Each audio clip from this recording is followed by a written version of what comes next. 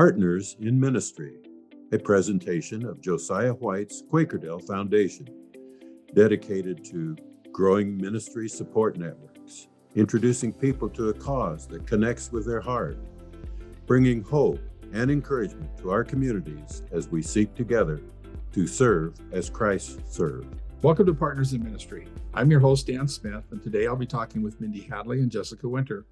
Mindy and Jess partner together in running Quakerdale Business Services. In this interview, we're going to discuss how to start a for-profit business. Welcome, Mindy. Jessica, thanks for joining me today. Thanks for having us back, Dan. Quakerdale Businesses had the privilege of working with for-profit businesses in many different ways over the years. Take us through the process of what it takes to start a for-profit business. Yeah, so once you've determined that a for-profit organization is your goal, the first thing that you need to do is really determine the type of business that you want to have. So there are lots of different types of for-profit businesses. If your end goal is to have ownership in the business and not have any partners, a sole proprietorship or a limited liability company is really probably the avenue for you. If you're working with a partner, you might determine that a partnership or a limited liability partnership is really what you're looking for. And then there's also different types of, corporations that you could file to pursue, and where you'd have investors and, members that you would provide percentages to of your revenue at the end of the year. So determining the type of business is step number one. Okay.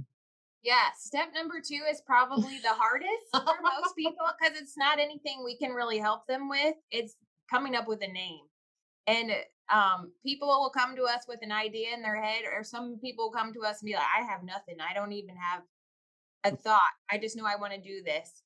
So that would be the next step for you, is figuring out a name for your organization. It's kind of like naming your kid. It's with them forever. So, and it's, like I said, it's not anything that we usually can help much. We can give input, but it's going to be your name of your organization. Sure. Yeah. After you've come up with a name, creating a projected budget is also very important with any type of organization that you have. We like to go out, at least a couple years to determine how are you going to make money? What are the expenses that you're going to have?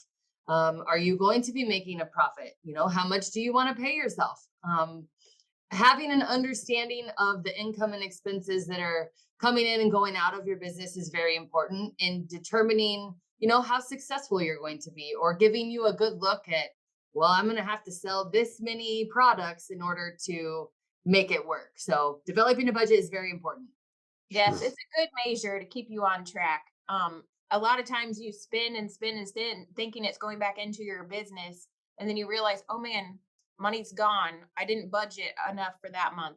It's a good measure for you. The next step would be getting your registered agent. So that's the person that receives all the legal documentation for your business. It's most likely going to be you, the owner of the organization. But that just allows the state and the government to know who is the actual legal person for this business. Okay. After you have determined that you're going to be your own registered agent, probably in your organization, you have to file for an EIN number with the IRS, and that gives you your organizational number that you provide to a bank, that you provide for tax forms purposes.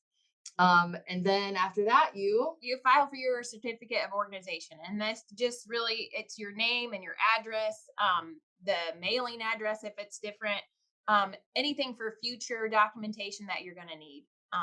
And really, it's pretty simple steps. And if you need help, we are glad to step in or just give some advice. We don't have to do all the steps for you. We can just do whatever you need us to do. And if you do need help, just give us a call or email, and we're gladly help you any way we can. Awesome. So if you haven't noticed already, their contact information for Quakerdale Business Services right here on the screen. Be sure and let them know if you could use some help. So not only can you help me with the startup of my business, I also understand that you can also help with some of the ongoing processes of a business as well. Is that true? Yes, we can. We can help keeping track of your income expenses. And if you need any HR work done, we can help with employee manuals, discipline, workers' comp, anything to do with your business, we can help with. Sure. Now, I know you're not tax attorneys, but I believe you can also help get the documentation ready for preparing taxes. Is that true? Yeah, so we're not actual CPAs, so we don't actually file taxes with the IRS, but we're pretty good at, maintaining things throughout the year. So when the year end comes and it's time for you to go take your documents into your tax advisor, we provide you with the reports and everything's turnkey and ready to go. Wow, that sounds great. I know one of the biggest drawbacks of being a small business is that everything is on your shoulders. So I could see where me just being able to take care of the trade or whatever I do in it and have somebody come alongside me like you to help with all the administrative and the logistical parts of keeping a business going would really be a big help. That's really our goal. Yes. Oh, super. Well, hey, thank you so much for spending some time with me this morning. It's some great information. Like I said before, if you've got any questions or if you'd like to learn more about Quakerdale Business Services, you can see their contact information right here on the screen. You can also find it on the show notes of this episode on our website or in the description of this YouTube video.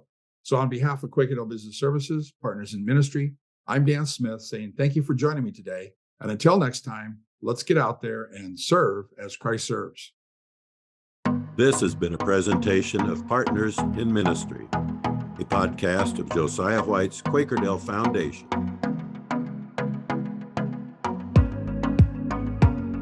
To learn more and see the show notes for this and other episodes, visit our website. To stay informed of up and coming broadcasts, subscribe to our e-newsletter. To invest in our mission, donate today.